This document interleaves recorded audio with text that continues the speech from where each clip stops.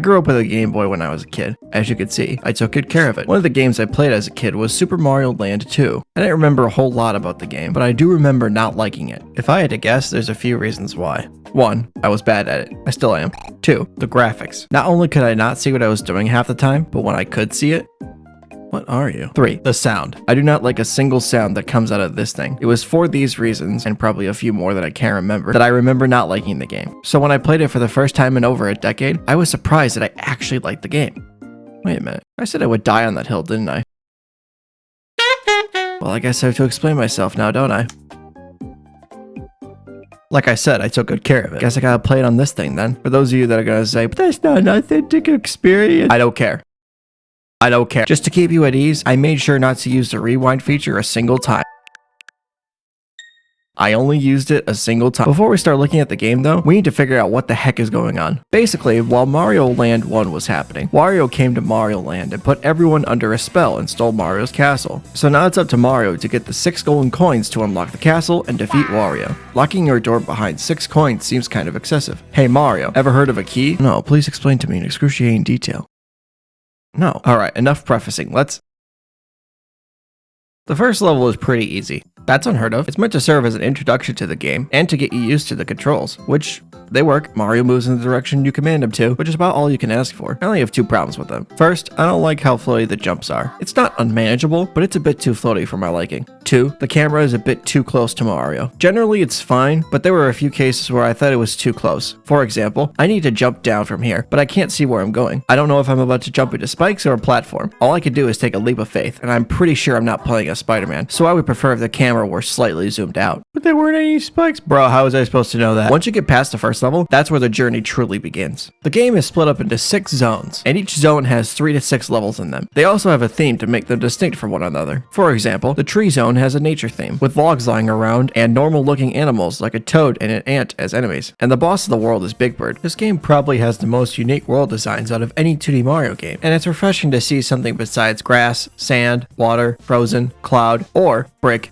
brick, brick, brick. You get to choose which stages you do in order, which is a first for the series. There's a very clear intended order, but if you want, you could do the hardest stage first, but I don't know why you would since it thinks you're food. For this video, we won't be looking at each zone in their intended order, because that's boring. Instead, we'll be looking at a random zone every time with this random number generator. What zone are we looking at first?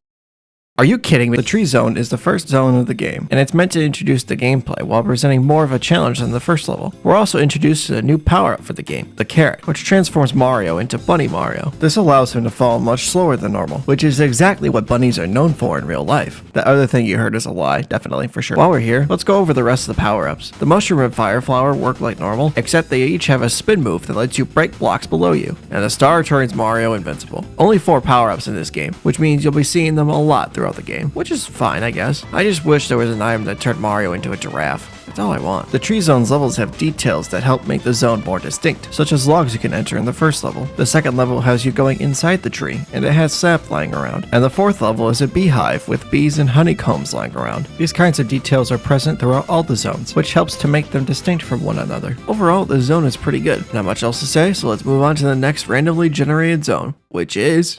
Why are you like this? The space zone starts with you entering a bubble this hippo makes and floating around for a while, then eventually you land on the moon. Don't ask questions. There are only 3 levels in this zone, which is the least of any zone. This is including the secret level, by the way. Oh yeah, I forgot to mention, each zone has 1 or 2 secret levels, but I ignored them all because this video is long enough as it is. The first one takes place on the moon, and the second one takes place among the stars. The music for the first stage in particular does a good job of setting the atmosphere of the stage.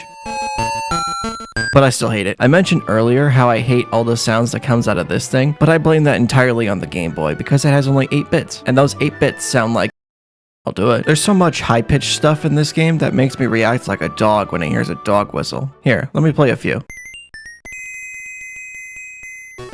If you were to remake the sounds from this game on something besides a brick, they would probably sound pretty good. I know this because the world theme inspired Mario Maker's theme.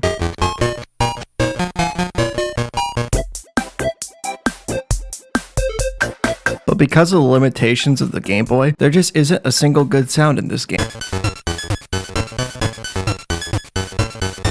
What the frick? Okay, so apparently there is a single good song in this game. Just one. Didn't think it was possible. Alright, maybe this time it'll land on a random world. I give up, we're going in order now. The macro zone makes you really tiny and has you going through a house like you're a mouse. Maybe it's your spouse. Is it time to merge accounts? I'm a rapper. Like Parappa. The first stage has you entering an ant colony, which is a creative idea, but it raises a concern. Why are the enemies just ants? And it's not just here. There are bees that are just bees, toads that are just toads. All of these work fine in the levels that they're in, but compared to what we gotten both in the past and recently, these seem kind of lazy. That's not to say all the enemies are just animals. In fact, there are quite a few unique enemies that are only in this game. For example, this pufferfish bull thingy, a hedgehog except it actually looks like a hedgehog, and there's a teddy bear that balances on a ball that you can steal. It's like GTA. Except with balls. Also, there's a little witch thing that steals a 1-up and runs away. And there's a spaceship called Number 48. All of these unique enemies. And then there's just ants. Why? The zone's levels take place in different areas of a house, like the attic and the chimney. It's pretty cool, especially from the perspective of the house being huge and you're just a tiny little thing. I like the zone, but we can't just stare at it forever. So let's move on. The fourth zone is a pumpkin.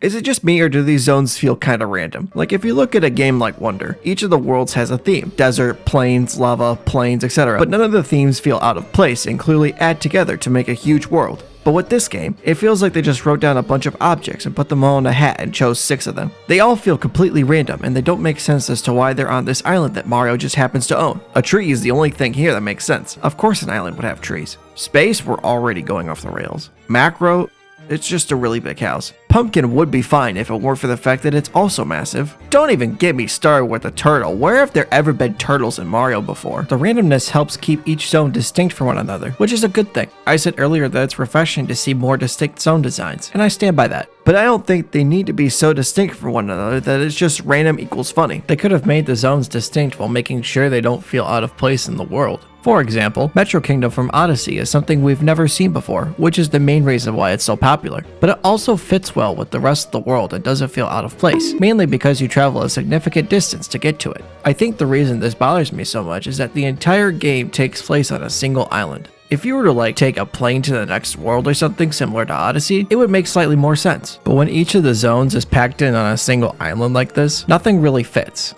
Except the tree, they nailed that one. Anyway, the zone has a spooky theme that works quite well with level themes like a graveyard and a haunted house. And enemies like Dracula and a Goomba reskin help to make the zone feel more alive.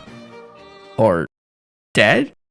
I don't know. It's pretty good, but I don't have much else to say on this one. So let's just move on to the 5th zone. Ah!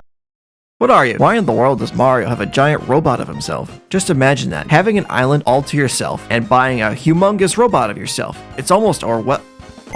Why did I write that? Mario Zone is literally 1984. Shut up. This zone has you going through the robot's gears, circus, chains, and rip-off Legos. All of the essential parts of a robot. For some reason, it considers the spikes, screws, and so on as enemies rather than stage hazards, which means that they're sentient creatures. That's pretty horrifying to think about. Speaking of enemies, there's a few cool ones, like the bear I mentioned earlier and...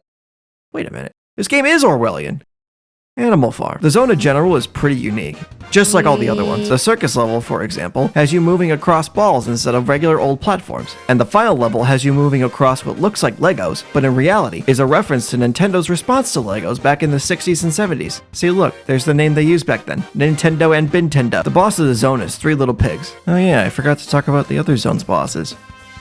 Anyway, the pig, most of the bosses are just basic animals, like Big Bird, that's its actual name by the way, I'm not kidding, look it up. A mouse, 3 pigs, and Wario. Then there's Tatanga. Okay, to be fair, I don't think there's any animals in space, so they didn't have much to work with, so they just reused a boss from Mario Land 1. All of the bosses can be defeated like most Mario bosses can. Jump on them 3 times. Each boss has their own gimmicks to make this slightly more challenging, like the 3 pigs, who has the gimmick of making you jump on their head 3 times. 3 times. Who could have seen that coming? And after you defeat the boss, one of the golden coins flies out from their dead bodies right into their place in the door. How convenient. I guess maybe this is why Mario doesn't have keys. The final zone before the final zone is the turtle zone. Honestly, I don't have much to say on this one. It has water levels, and I hate water levels, so I'm just gonna move on out of spite. Oh look, we beat the boss, now all the coins are in the door, which means we can attempt the final level of the game, Mario's Castle. Before I talk about the final level, how challenging is the game up to this point? Only mildly. There are some parts like the star maze and the pig's boss fight that needed a few attempts, but overall, it's fairly easy. Then there's Mario's Castle. For some strange reason, this level is bull. Shoot. The first part of the stage involves you pulling off some Matrix level stunts, dodging these big balls and these fireballs and doing some parkour over these piranha plant statues. I died a stupid amount of times thanks to all this. And this is only the first part of the level. I need more lives. Good thing I can gamble. Lives are generally pretty easy to get in the game naturally. By the time I reached Mario's castle, I had a ton. And then the castle took nearly all of them away, so I needed more. Luckily, there's a casino where I can gamble all my money in exchange for more lives, hopefully. And if you lose, don't worry, you'll win next time. 95% of gamblers quit before they win big. Don't believe me? Honestly, that's probably a good thing. Anyway, where were we? Oh yeah, Dark Souls. The weirdest part is that one of the hardest parts of this level is at the beginning. That doesn't mean the rest isn't difficult, because it is. Well, at first it's pretty easy. For this, you just get on the moving platform and duck. Wow, this one just requires you to know that this one is a trap plate. The next two are some basic platforming. These things are just thwomps, so it's fairly easy. Then, there's Wario's balls. These bounce around the room they're in like the thing, and they only need to get jumped on twice to get defeated. Sounds easy, right? Well, when there's only one ball, it is. But when there's two of them, they cheat. Basically, one of them is stacked on top of the other, so you need to be extremely precise when you jump and make sure you hit the top one or else you die. This room took so many attempts. I'm glad it's over.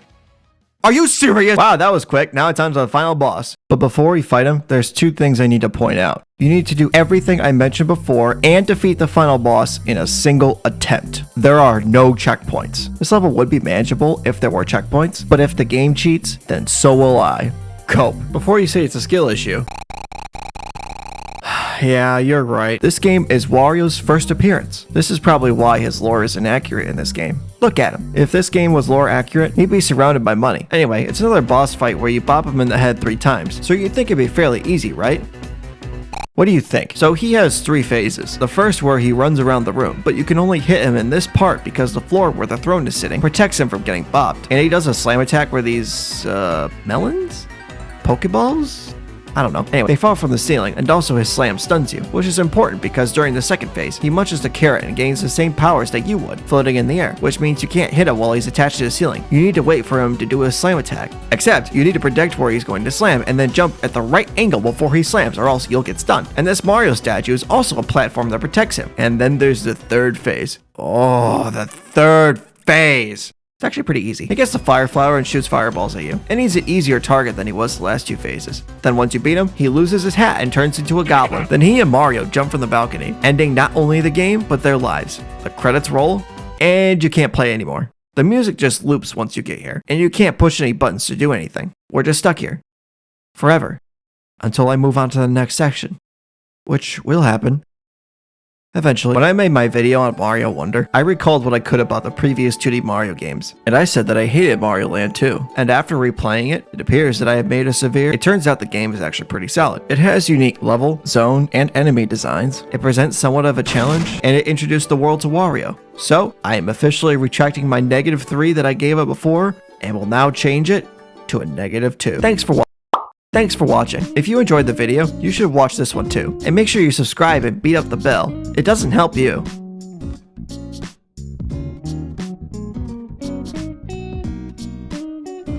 Why are you still here?